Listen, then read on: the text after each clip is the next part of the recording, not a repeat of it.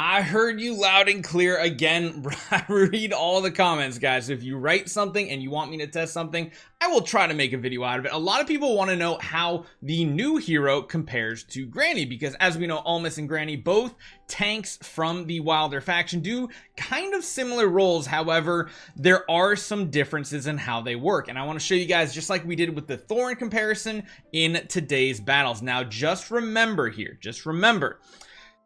we are not pushing very high deficits on our account. I know there's people out there literally pushing 2 to 2.5 times the team power. I'm usually only pushing like 50 to 100 at best, depending on the day of the week and when I'm pushing. Both of them have very similar investment as well. I think the only thing that we don't have on Granny, which we might have to get right now, yeah, we do need a power up her hero focus. I'm not going to invest, I don't think, in her exclusive though, just because I don't use her too often, so I don't want to waste too many resources. And then beyond that, really the only difference is she ups it to recovering 105 HP per second instead of 100. Neither of these heroes are going to have plus 10, and yes, with Granny, plus 10 does mean she's unaffected when this skill takes effect, but it isn't something we are going to be doing. So we're going to be doing a complete comparison with the same bone stock team that we did with the Thorin, and it seemed like a lot of you guys enjoyed that, so we're going to do the same thing except take out Granny, because it seems like there's people that have Granny that don't have Thorin, and I want to show you guys that matchup as well. So let's just jump into these battles here. And again, remember, our power is not even a 50% bump right now, so these are going to be very, very easy stages, but I want to show you guys the comparison on how they perform right here. One thing to note is Ulmus will perform better the higher the deficit will be, because instead of just instantly dying, he'll teleport to the back of the battlefield, allowing him to continue controlling the enemies while Eironn takes the brunt of it. So this is the one team I've really enjoyed running. Cascade spell, giving extra energy boost to the Eironn so that he gets multiple ultimates in a row real quick, because as you guys know, this combo Eironn and Ulmus really locks down the enemy. And you can see they broke out. We passed the 10-second mark, so now Ulmus is going to add that additional 2 seconds once again as soon as Eironn is not stunned, that is. And you can see it really keeps the team controlled. It keeps them much more grouped up and such. So you can kind of see how this battle goes. This is the Carolina, Arden, Damien team that everybody wanted to see, because everybody pretty much has this same exact team, versus going in, not with you, with Granny as a frontline tank. So Granny does something a little different. They're not going to be able to control the team as much, and of course Granny is going to have, I feel like she's a little stronger tankiness immediately, but in the long run Ulmus does seem to perform a little bit better overall. But you can see even her not doing anything, it's a pretty close performance no matter how you run it. And this is pretty much with her not even getting an ultimate off. So you can see it's a very close scenario. And this is why the comparison is so close. They both have some sort of crowd control. Ulmus has a knockdown, whereas Granny kind of has her root entanglement ability here.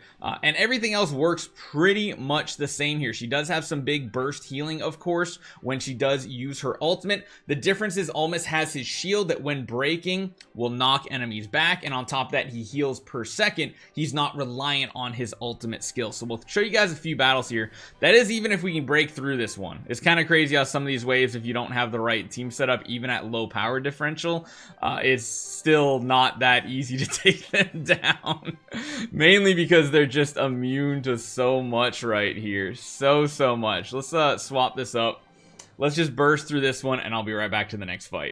Gotta love the waves that have like an immunity to magic damage or physical damage or something like that. Either way, let's continue to jump in this. As you guys can see, they recover pretty much immediately when you're using this type of team, and it does mean your team's more vulnerable, because you see Granny's pretty much getting juggled around. She's not able to do too much. Granted, the fights, again, remember, they're very, very easy ones that we got going here, so you can't really talk about deficit pushing too much.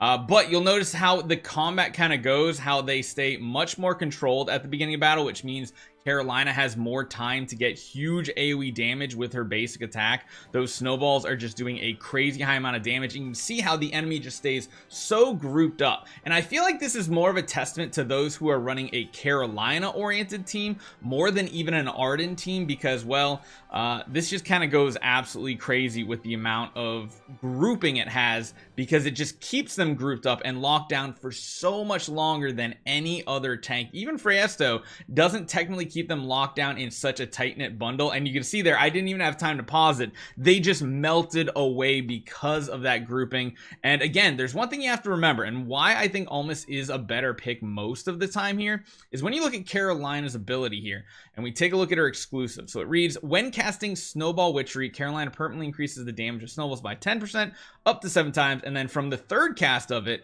she deals AoE damage to adjacent tiles. So keeping all the enemies within one tile is huge, because it also then reduces the magic defense that then increases the damage from other heroes. If you really want to get crazy with it, and you don't need the one thing I feel like you don't need in this type of team is someone like Damien. I know that's the highlight, but if you have an Ulsa built up too, this is where it gets even crazier with like the amount of damage that you can output right away at the beginning of battle too. And the magic defense ripping helps so much with the Ulsa, because Ulsa is going to be able to do tons of damage to those targets too. And you can see, like, if you're going for an ultimate AoE team, it helps out a ton versus going with a Damien, which it seems like when you're using Ulmus and Eironn, you don't necessarily need that extra healing. The haste, of course, is really nice getting from Damien. He also has some crowd control and stuff, but I feel like it's not as needed because, again, you're not even actually healing anything of importance. Nobody's lost health in this scenario, versus if we show this same type of team with Granny at the front instead,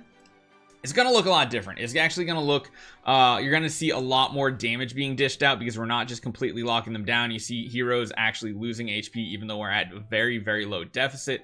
So the extra healing can help. You can see how a little more out of control the battle feels and not as controlled as with the Ulmus. Now, again, if you already have a Granny, I don't think you need to go with Ulmus. Just like if you have a Thorn, it's not a huge difference. But you can see here how this is going. It's not going anywhere near as smooth, and we're at a very, very low deficit too, compared to when we run the Ulmus right here. When we run the Ulmus, it's going to be a much better scenario because we're going to be locking down that enemy Haywin much, much better, keeping her crowd controlled, not letting her get her ultimate off, giving us time to do more damage. You can see how much faster this went here than with the Granny. So for those who have this lineup, hopefully that helps you guys out, at least in the earlier stage, because I know the first thing's going to be comment, but there's no deficit, it doesn't matter, anybody can do this. It's true, but look who can do it better. And honestly, I am not one to want to push deficit. You have to want to love playing manual battles and spending all day playing the game if you want a deficit push. I'm cool staying, like, you know, within 50%. It's a lot more fun that way. When I start pushing, it gets unfun,